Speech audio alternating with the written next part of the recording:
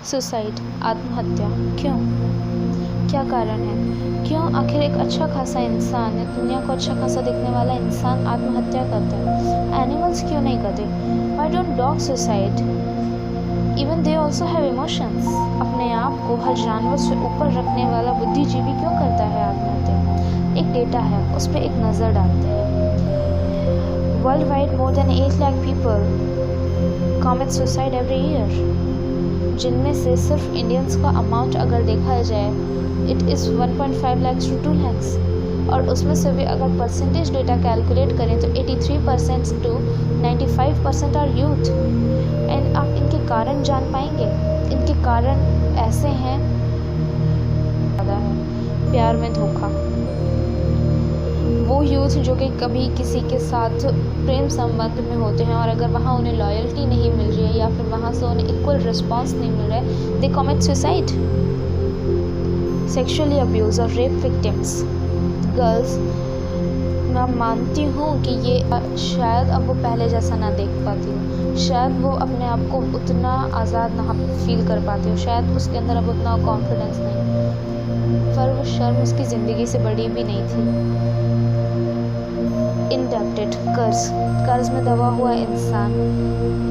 कर्ज में सबसे ज़्यादा सुसाइड केस मैंने, अगर ये डेटा भी यही कहता है और हम बहुत पहले से सुनते आ रहे हैं कि किसान आत्महत्या कर ले, उसने उस पेड़ पे लटक करके फांसी लगा ली, उस किसान ने जहर खा लिया। सच मायने में किसान कर्ज से नहीं डरता, किसान अपनी ज़मीन बिकने से डरता है। उसकी ज़मीन उसके जीवन से भी बड़ी हो जाती है। वो यही नहीं समझ पाता कि अगर वो नहीं रहेगा तो ज़मीन की कीमत ही क्या, उस ज़मीन की औकात ही क्या जिसे यूज़ करने वाला ही ना रहे।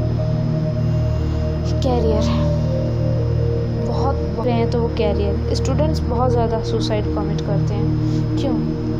फेल होने के डर से। क्यों? उनका एग्ज़ाम्स अच्छा नहीं होता। किसी बच्चे का अभी थोड़े दिन पहले एक केस स्टडी आई थी, एक आईआईटी के स्टूडेंट ने सुसाइड कर लिया। अब आईआईटी में था, लाजमी है मेहनती होगा, 11th-12th उसने अच्छा किया होगा, जेई मेंस निकाला, एडवांस निकाला, आईआईटी के फाइनल ईयर में था, बस उससे स्ट्रेस नहीं झेला, नहीं कॉमन सुसाइड। शायद और भी कोई रीज़न रहा हो। क्या मुझे आईआईटी में जाके भी वो खुशी नहीं मिली? आईआईटी इंडियन स्टूडेंट के लिए एक मंदिर, एक दरगाह जैसी जगह है जहाँ उसे लगता है कि यहाँ मैं अपने पंख फैलाऊँगा, वहाँ जाकर भी वो चीज़ नहीं ले पाया जिसने उसकी ज़िंदगी ख़त्म कर दी।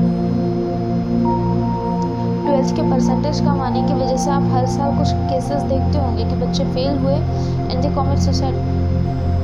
सिर्फ 12th का रिज़ल्ट आपका ये डिसाइड करता है कि आपका जीवन आप जीने लायक हैं या नहीं।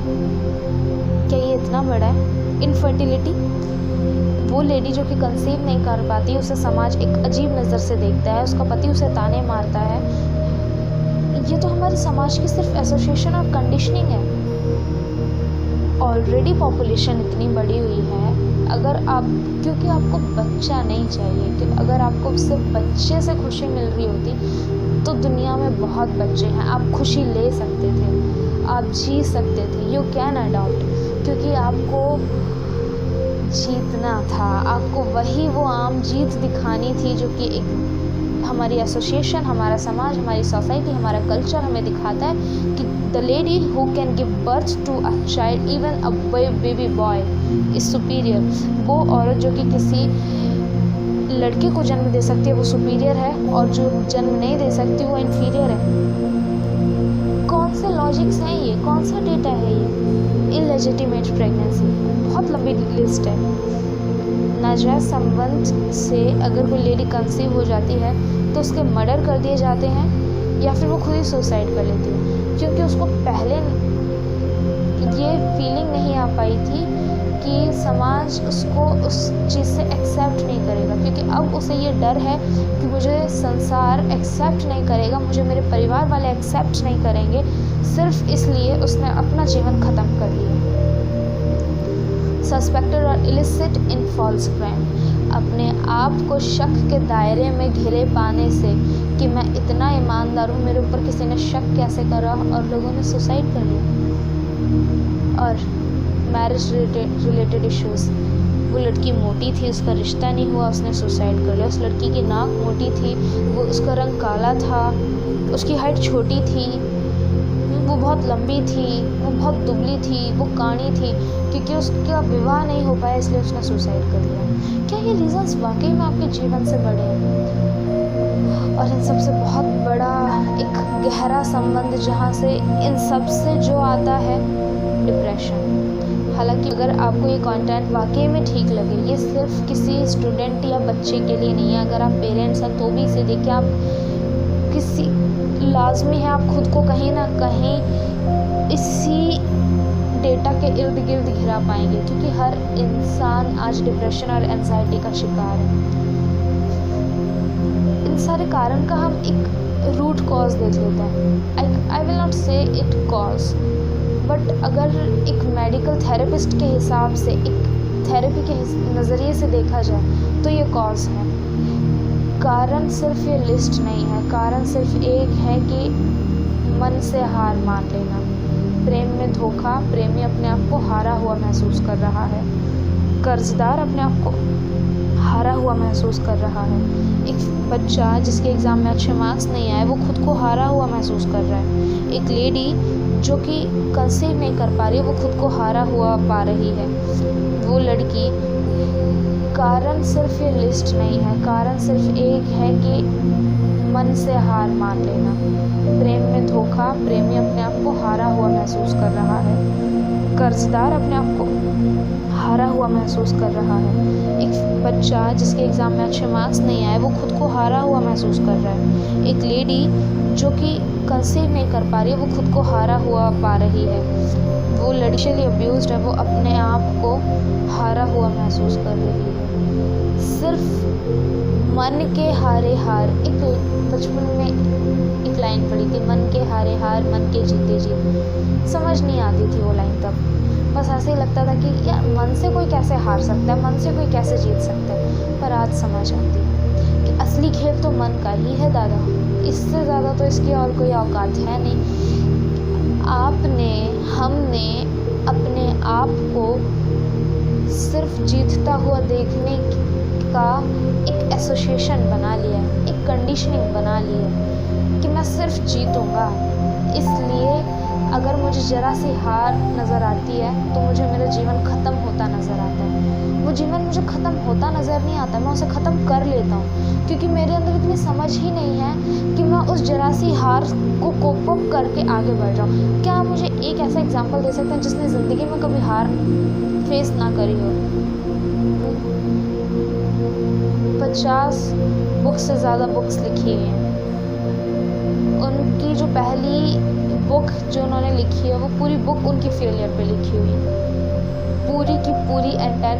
And I am damn sure कि वो पहली बुक जिससे उन्हें जो हिट हुए हैं और वहाँ पे उन्होंने अपने पूरे जीवन की 40 प्लस का एक ऑथर पूरे जीवन में सिर्फ यही कहानी बता रहे कि मैंने कितनी बार मैं हारा और मैं कैसे हारा।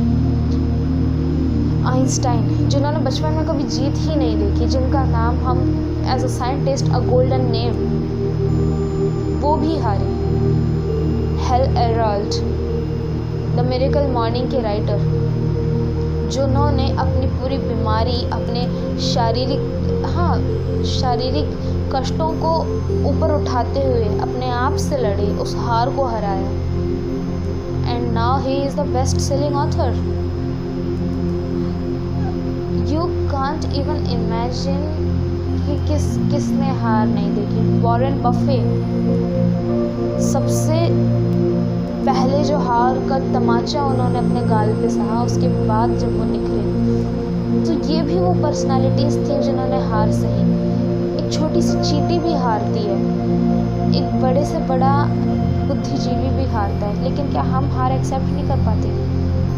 बात जीत या हार की नहीं है, बात हमारी एसोसिएशन, हमारी सोसाइटी, हमारी कंडीशनिंग की है कि जिसने हमारी छोटी सी चीज़ को हम समझ लिया, जिसने जीत को हम समझ लिया, जिसने कि मैं वो हूँ जो जीतता हूँ, मैं वो हूँ जो IIT में सिलेक्ट होऊंगा, मैं वो हूँ जो कि एक टॉपर है, मैं वो हूँ जो उससे प्यार मिलना ही चाहिए, क्योंकि आपने अपने आप का रिमोट उस कंडीशन को दिया है, आपने अपनी ज़िंदगी का रिमोट उस कंडीशन को दिया है, अपने हाथ में नहीं रखा है, अपने आप पर आत्मविश्वास नहीं रखा है, अपने आप को इतना कमज़ोर बनाया है अच्छा, ये प्यार कौन सा प्यार रहा कि जो सिर्फ एक से शुरू और एक पे ख़त्म? क्या माँ बाप के लिए वो प्यार नहीं था? क्या अपने ब्रदर सिस्टर से प्यार नहीं था? अरे सबसे छोड़िए, अपने आप से प्यार नहीं था। मैं खुल के कहती हूँ, मैं किसी से प्यार नहीं करती। I don't love anyone but I love my self, क्योंकि मैं अपने आप से प्यार करती हूँ। इसलिए मैं हर उस चीज़ से प्यार करती हूँ जो मुझे अच्छी लगती है। मैं हर उस चीज़ से प्यार करती हूँ जो मुझे अच्छी नहीं लगती, क्योंकि वो जो नहीं अच्छी लगती है ना, वो मुझे मेरे करीब लेके जाती है, उस चीज़ से दूर रखती है। और जो मुझे अच्छी लगती है वो मुझे मेरे अपने आप से प्यार करने का जज्बा देती है। Please live for your self, live for your own version, be strong from inside of your core. इसी गहराई में हारा हुआ पाते हैं, हर एक इंसान अपने आप को हारा हुआ पाता है। हम देखने में वो स्माइल करता है, लेकिन हमें नहीं पता वो अंदर अंदर किस चीज़ से जूझ रहा है।